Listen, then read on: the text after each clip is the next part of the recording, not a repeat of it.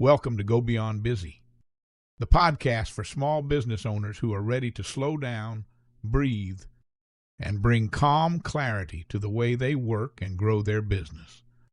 Each episode offers grounded insights and practical strategies to help you move from chaos to calm and build a business that truly supports your life.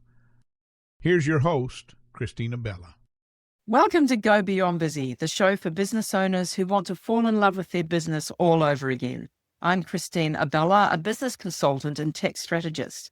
And today I'm joined by Dr. Jürgen Cole, who is based in New Zealand, like me, and he runs a jet ski hire business in Auckland. So how are you today, Jürgen?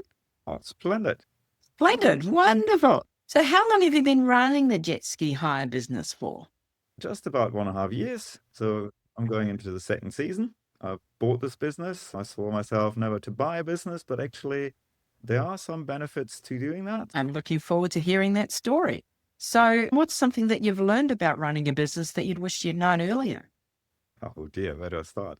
I start with the most important one, that it's not your customers are always right, but your customers really tell you what they want. Now, they can either be directly or indirect. This famous thing, you have 2 ears to listen more than 1 mouth to talk. Yes, but it's active listening. You have to read between the lines, and very often it's a body language. So it is for a jet ski hire business, very similar to any other hospitality or activity, that people wonder whether that's for them. And once they get there, they might have a concept or an idea, but they're not 100% sure. Okay, mini golf, for example, you know exactly. If you go out for Chinese food, you know exactly what you get. But there might be slight variances. Now, with jet skis, it's a bit more complex. There is the initial hesitation of, oh dear, I'm going to be out there by myself on a boat. Do I really want to do that? What if something goes wrong?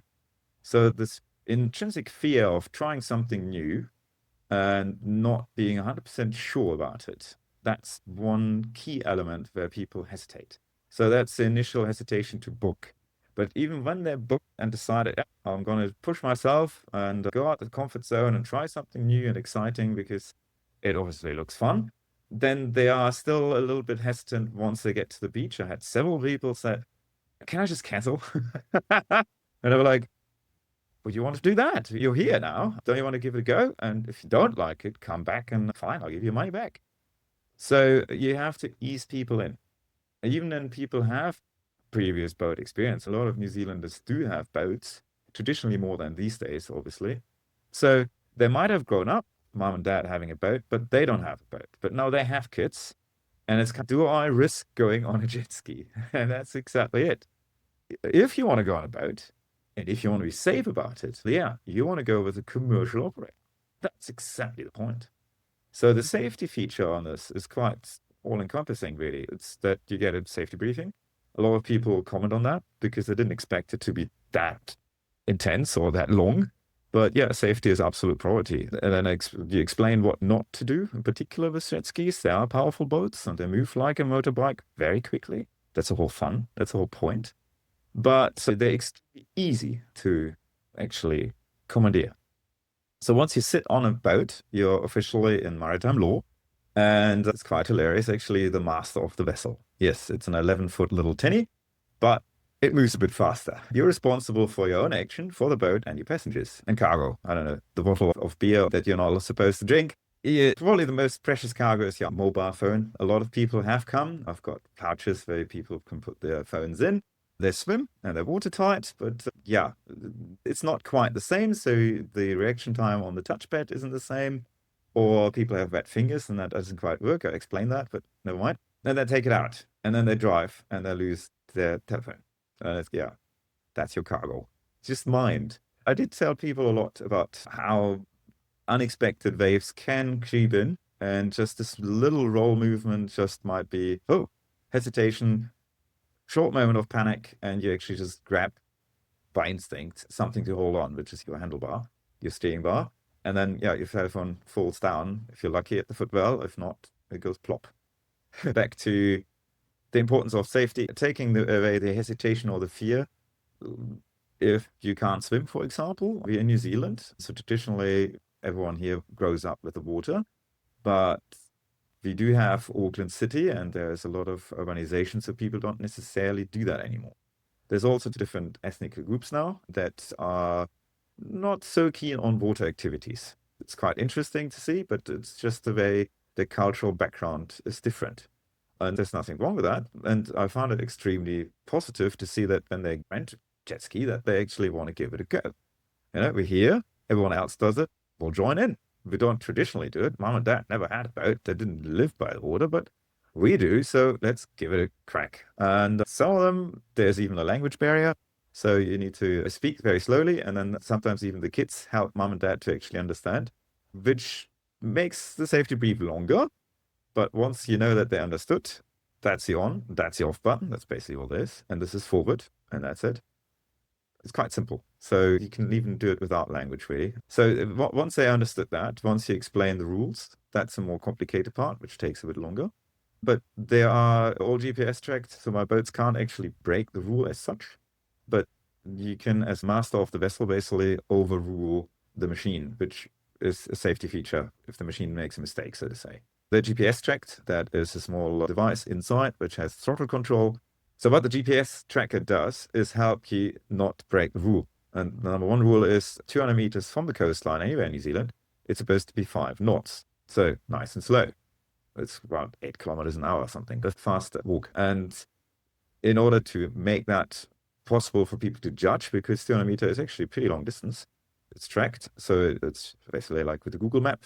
The machine knows where it is and then throttles down to basically 5 knots. And a lot of people call and say, the machine just broke. No, the machine hasn't broken. You're breaking the law. And the machine just saved your butt. Like, you're too close to the coastline. Please just go out into the deep blue or the deeper blue. That's where the playground is. That's where you have the fun. And that's the thing. People have fun and then they don't pay attention and then they get too close to the coastline. And it's not just nuisance and protecting sea life and swimmers or close to shore activities, but it's also a lot of reefs in New Zealand don't go necessarily further than 200 meters from the coastline. So most of the time you're in safe distance if you're 200 meters away. It's not everywhere, but it's quite often the case. In my area in particular, there are a lot of reefs which appear at low tide. At mid tide, you would just basically ground your boat. That depends on whether the tide goes up or down. You might be stuck there for 6 hours. Plus, you have a hefty fine to pay for all that damage. So we try and avoid that. And it works very nicely with this GPS tracker. So it avoids accidents, it avoids trouble, and it keeps the experience fun and literally safe. What have you learned about how to get people to come to your business, to come to try it out for the first time? Lead generation. Yeah, good question. Really tricky. Because you're competing with all sorts of other activities who are easier, more accessible, or even cheaper. But, and that's a positive, because of that, there's a very few options if you want to rent a boat, if you actually want to drive it yourself. You can boat charter anywhere, fishing in particular. Of course, there's an attractive proposition. You pay a lot less, you have all day out, you can drink as much alcohol as you like, and you probably get fish because the skipper knows where to go. Plus Bailey bags, and they've got all sorts of different jigs, baits. But that's not everyone's cup of tea. I had several people who went out with me for a fishing trip, and they specifically looked for self-drive boat because they did 2 of those chartered trips and they didn't enjoy it. Let's leave it at that point.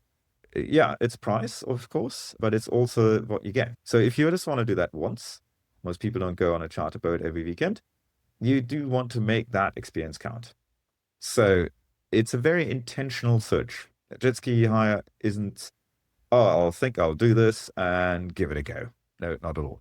It is literally, the idea is, I want to do something different. I'll Google it. I'll find what I can do. And then I basically decide what of these options I take. So once people look for jet ski hire and fishing, they won't get past me. Any search parameter, especially on AI engines, will lead you to Hibiscus jet ski hire and tours. And look at that.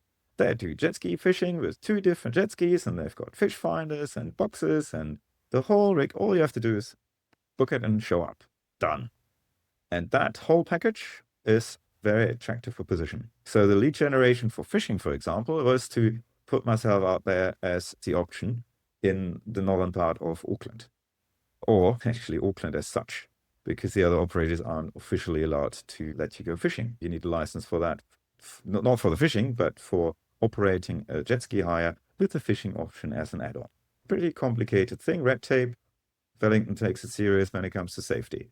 Anyway, so that's the part of fishing. Now, the lead generation for anyone else is topical. So I started to put ideas out there, like you can do a Stag or Hindu, you can go a corporate function, you can do team building. So the idea was to offer different kind of products or services that aren't on the market yet, or that aren't actually tapped or promoted well. And one of them is group activities on jet skis or boats, and team building with entire groups, as well as just generally fishing and seeing islands, going to different destinations. I keep saying that I'm not a jet ski operator. Yes, I am, but I'm a lot more than that. So a jet ski operator basically means you get there, you jump on the jet ski for half an hour, 2 hours, whatever time you want to do. You zip, zoom, boom, in the bay or around the corner, and you come back to the beach. And then maybe you have a spouse and you take turns. You can do that on the water, by the way, as well, very easily. So if you take an hour, for example, and you come as a couple, normally she drives first, to be honest, and then there's a spot while they're out there for him to have a go. They come back after an hour, beaming, saying, that was amazing, what a great fun activity. But next time we'll take longer, and we'll go and see that island over there. Here we go. No more lead generation needed. You just repeat the business with someone else to do something else. And that's exactly it. So most people don't realize that when you start a business, you think, okay, I've got friends, I've got a great product, easy sell, people will come to me. A certain amount of people will. I have that as well. Intentional search. I want this problem solved. What do I do with my family on the weekend? But it is a lot cheaper to just have repeat customers. So I think the statistic is 5 or 6, 7 times cheaper when it comes to advertisement expenses. So it is extremely easy to have someone go out who had a fantastic experience, but next time do something else, which is more expensive. So an upsell for next time. So they come for 1 hour and then they come back next time for a 4 or 5 hour island trip, which is half a day basically. And you go up to Carver Island, you jump through all the different islands on the way, and people book for 4 and come back after 5 because you're never on time when you're back. It's just too amazing. It really is. That's one of the things which I'm really trying to push this year is this ecotourism and adventure, basically. That's what it is. Adventure is planned, but you don't know exactly what's the wildlife today, what do you see in the different bays. But you have a vague idea, or you can either do guided or self-guided of what you're going to see, so you know what to expect. So you come to the beach, not just for Zum Zum, that as well, of course, but you come also to go somewhere. So once you had your little fun and the novelty wears off, it's like a new toy, you've done it, that's cool, but what else can I now do with my jet ski or with my time? And that's exactly it. So the lead generation initially is one thing, but then the repeat customers and the upsell for the repeat business, that's absolute key. Thanks for joining us. This was part 1 of the interview with Dr. Jürgen Kolb from Hibiscus Jet Ski Hire in Auckland, New Zealand. In the next episode, part 2, Jürgen talks about how to promote your business online, as well as some really exciting developments he is working on for his business. Thanks for tuning in to Go Beyond Busy, helping you to fall in love with your business all over again.